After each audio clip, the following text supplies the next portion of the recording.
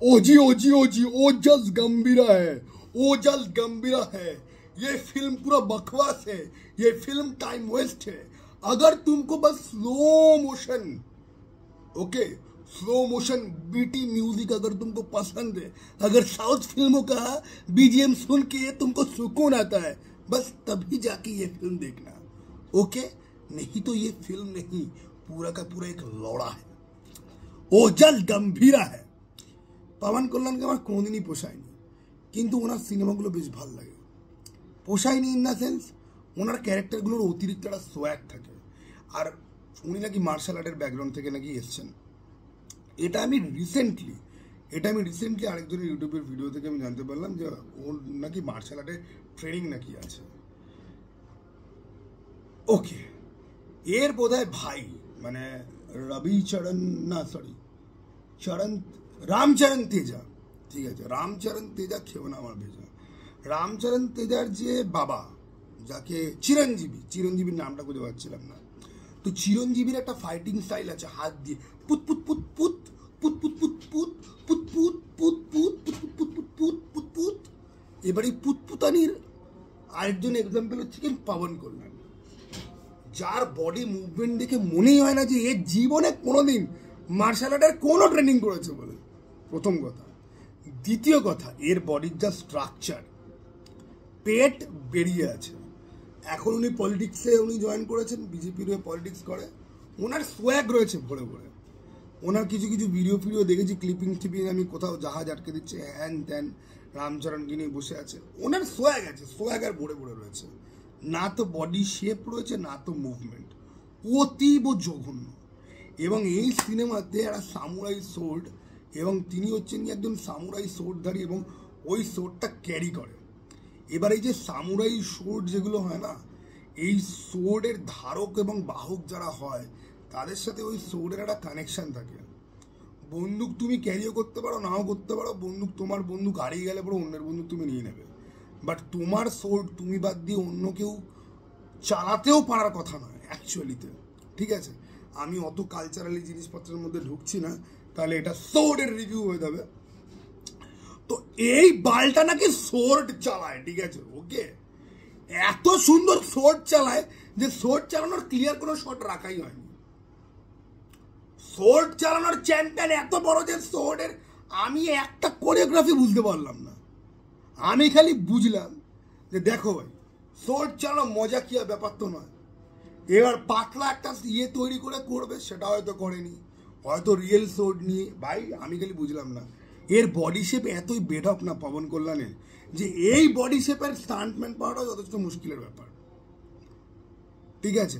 Action সিনগুলো জঘন্য। এবার গল্পে আমি যদি আসি, I am done with Indian gangster film. Indian gangster film মানেই হচ্ছে গিয়ে মেন যে একটা ভিলেন, বা ধরো মেন ভিলেনের আগের ভিলেন বা তার আগের ভিলেন, তাকে হুট করে র্যান্ডম একটা ক্যারেক্টার এসে पहले एक आदमी था उसका इतना बड़ा था, उसका क्या इतना बड़ा था, मैं नहीं जाती, उसने इस चीज को ये किया था, उसके लिए तो पूरा साम्राज्य बना, उसके लिए तो पूरा गंगा में इतना सारा लाश बह गया, वो तो असल में ये था। यही ट्रोपटा इससे केजीएफ থেকে, যে মেন ক্যারেক্টারের এলিভেশন মার্ক একটা ন্যারেশন একটা সাইড ক্যারেক্টার দিচ্ছে, ঠিক আছে। যেরকম কেজিএফ চ্যাপ্টার 2-তে তোমরা মনে করে দেখো, পুলিশ স্টেশনটা উড়িয়ে দেওয়ার আগে ওই পুলিশ অফিসারগুলো নিজেদের মধ্যে কথা বলছে, আর ওই বাচ্চা ছেলেটা আসবে চা দিতে, ও তারপরে বলবে যে রাজা কৃষ্ণাপ্পা বেরিয়া আমার ইধার সব ইসকো রকি ভাই বুলাতে। বা কেজিএফ চ্যাপ্টার 1-ই আমি যদি বলি, আনন্দ ইন্দালজির সাথে মহিলার ইন্টারভিউ চলছে, সাইডে একটা লোক বসে রয়েছে যে বারবার গল্পের মধ্যে সে দিচ্ছে ব্যাগরা, সে মুগ্ধ হয়ে যাচ্ছে। অথবা চাচা গিয়ে রকি ভাইয়ের বসকে বলছে যে রকি ওখানে গেছে বলে কি হতে পারে। এবার প্রশান্ত নীল এই জিনিসগুলো খুব মাস্টারফুলি করেছিল, ঠিক আছে। এবারে এরা এই জিনিসটাকে বানিয়ে দিচ্ছে একটা স্টাইল। আমার গল্পের দরকার নেই, আমি এরকম করব, কারণ তাতে হিরো কত বড় হিরো সেটা ফিল করা যাবে, লড়া ফিল করা যাবে। আমি কিছু ফিল করিনি, জঘন্য সিনেমা, ফুল টাইম ওয়েস্ট। এবারে আমি দেখলাম এর এক গান্ডু ফ্যান নাকি কোথায় স্ক্রিনিং চলাকালীন স্ক্রিনের মধ্যে নাকি তলোয়ার ঢুকিয়ে দিয়েছে। ওই তলোয়ারের যে বাঁটলির যে দিকটা না, ওটা ওর পদে ঢোকানো উচিত। ইভেন কি আমি যার ভিডিও থেকে জানতে পারলাম যে পবন কল্যাণের নাকি মার্শাল আর্ট ব্যাকগ্রাউন্ড আছে, সে কলকাতায় দেখতে গেছিল SSR গ্লোবে। ও বলছে ওই হলের মধ্যেও নাকি লোকজন ছড়িয়েছে, তো হলের অ্যাম্বিয়েন্স খুব ভালো ছিল। প্রথম কথা হচ্ছে হলটা তো কারোর বাপের নয় যে গিয়ে নোংরা করবে। তুমি নিজের সিটে বসে চিৎকার করতে পারো, বাট সিটের উপরে তুমি দাপাতে পারো না। আমি KGF আর অ্যাভেঞ্জার্স এন্ডগেম দেখার পরে আমার গলার অবস্থা খারাপ ছিল। ম্যান অফ স্টিল লাস্ট যখন দেখেছি তখন গলার অবস্থা আমার খারাপ ছিল। KGF দেখার পরে তো আমি 4-5 দিন কথাবার্তাই বলতে পারিনি। KGF চ্যাপ্টার 1-এর কথা বলছি। চ্যাপ্টার 2-র সময় রিভিউ করতাম, অনেক চিল্লিয়েছি কিন্তু আমার গলা ভাঙেনি। KGF চ্যাপ্টার 1 আমি 3 বার দেখেছি ব্যাঙ্গালোরে। আমি বসে 3 বার আমি যে চিৎকার করেছি, গোটা 2019-এর জানুয়ারি মাস আমার গলা দিয়ে সেরকমভাবে আওয়াজই বেরোয়নি। ওকে, কিন্তু ভাই এই বালের সিনেমা দেখে যারা চিৎকার করছে, লাফালাফি করছে, নোট চড়াচ্ছে, এরা হচ্ছে কি সমাজের বোঝা। এরা বেসিক্যালি ক্রিমিকিট ছাড়া কিচ্ছু না। এদের কোনো টেস্ট নেই।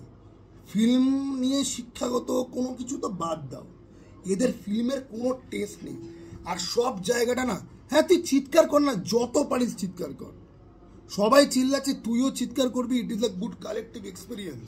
ভাই আমি হলে প্রচুর চিৎকার করি ভালো কিছু হলে।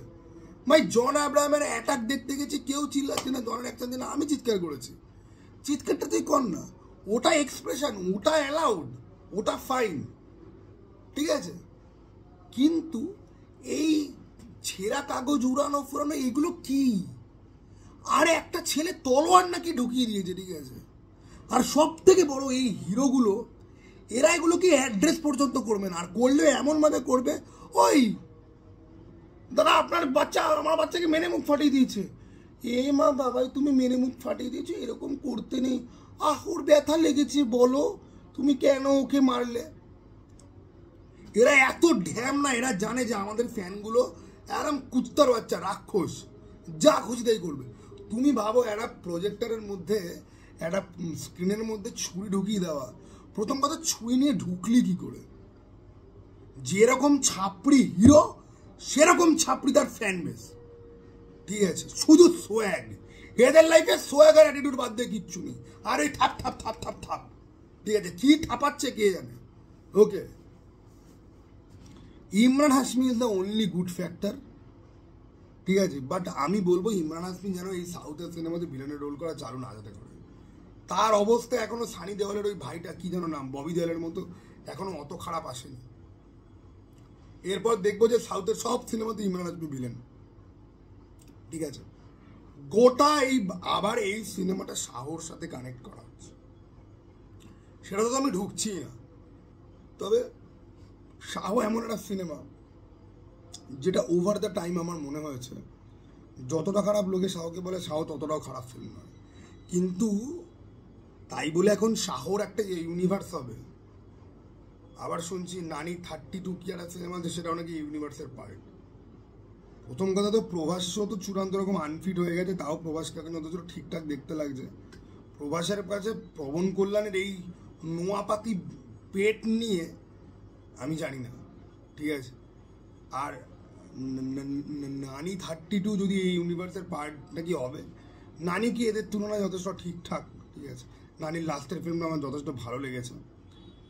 তো আরেকটা ইউনিভার্সের ভাই আমি রিয়েলি বলছি কোনো দরকার নেই, বাট এরা করবে। এরা পয়সা, সোয়াগ, বিজিএম তারা কিচ্ছু বোঝে না। আর দেখো সাউথের সিনেমাতে এখন শুধুমাত্র বিজিএম রয়েছে। দেখো সাউথের আরও প্রচুর সিনেমা রয়েছে যেগুলো আমি দেখি না। সাউথে অনেক ভালো ভালো সিনেমা আছে যেগুলো আমার দেখা হয় না। আমি শুধুমাত্র এই বড় ইভেন্ট টাইপের ফিল্মগুলো, একদম কমার্শিয়াল, সেগুলোই আমি দেখছি। আমি জানি মালায়ালামে অনেক ভালো সিনেমা আছে, তামিল তেলেগুতে অনেক থ্রিলার সিনেমা আশেপাশে, আমার সেগুলো রিভিউ করা হয় না, আমার দেখাও হয় না, রিভিউ করাও হয় না, ঠিক আছে। এই বছরের শুরুর দিকে একটা ভালো সাউথের ফিল্ম দেখেছিলাম, ঠিক আছে। তো আমি জানি আমি সাউথের ফিল্ম সেরকমভাবে এক্সপ্লোর আমি করি না। আর যেই পোর্শনটাকে আমি এক্সপ্লোর করি সেই পোর্শনটা ইটসেলফ খুব problematic. That is the main issue here. Okay, আমি গোটা সমস্ত সাউথের ফিল্মকে আমি ব্যাস করছি না, বাট এই বালের সিনেমা দেখে দুর্গাপুজোতে সময় নষ্ট করো না। ওটিটিতে এলে পরেও ঠিক আছে, ওই স্কিপ করে আর স্কিপ করার দরকার নেই। এই সিনেমা দুদিন বাদে দেখবে, সব ক্লিপিং কেটে কেটে কেটে ফেসবুকে আসতেই থাকবে, তখন দেখো। ঠিক আছে, না তো এই সিনেমার গল্প ভালো, না তো এই সিনেমা বিশাল কিছু প্রমিসিং, না তো এই সিনেমার অ্যাকশন ভালো, না তো এই সিনেমার পারফরমেন্সেস কিছু, দেয়ার ইজ নাথিং।